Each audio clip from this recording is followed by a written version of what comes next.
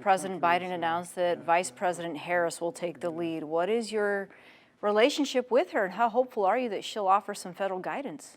I can't imagine a worse pick if President Biden is serious about the border than Vice President Kamala Harris.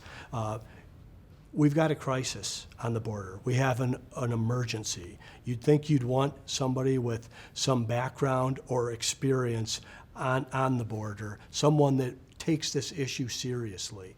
This decision actually trivializes that the administration does not see this as the crisis that it is. They won't even call it a crisis.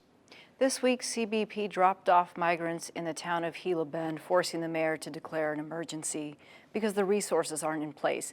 As the governor, anything that you can do to discourage the agency from doing that, given that there aren't supports in place? Well, this is an emergency. We are working with the administration. We want to partner with them.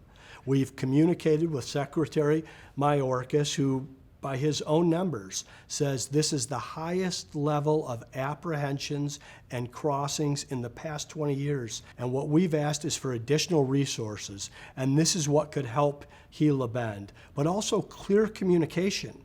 I mean, the people south of the border are smart, and they are watching, and they have heard people raise their hand and saying we're going to have free health care for people that cross the border illegally. They've heard that everything that's been done in the previous administration in terms of policies that was effective will be reversed. And the cartels are taking advantage of this and preying on vulnerable families for their children to take this dangerous journey so that they can receive asylum.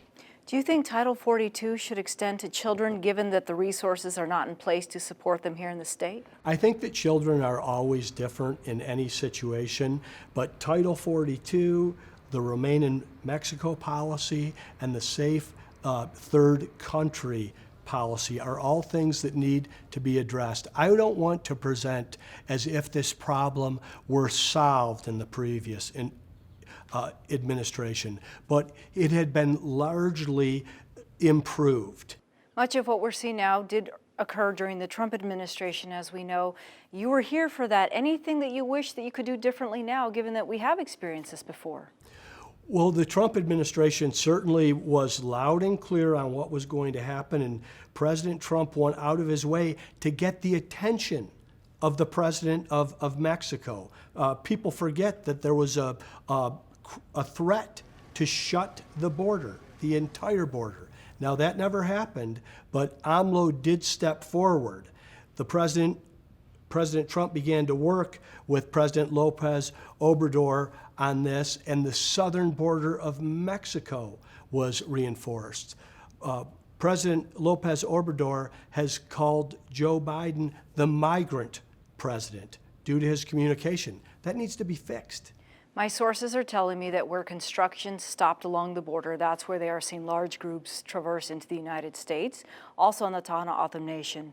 Are you prepared to direct any state resources to those areas just to assist the federal agents who are there? So we need flexibility with federal dollars so that we can address border security, and that's public safety, boots on the ground, additional resources, National Guard. But yes, the Biden administration did stop construction and maintenance of the wall in Douglas, Arizona.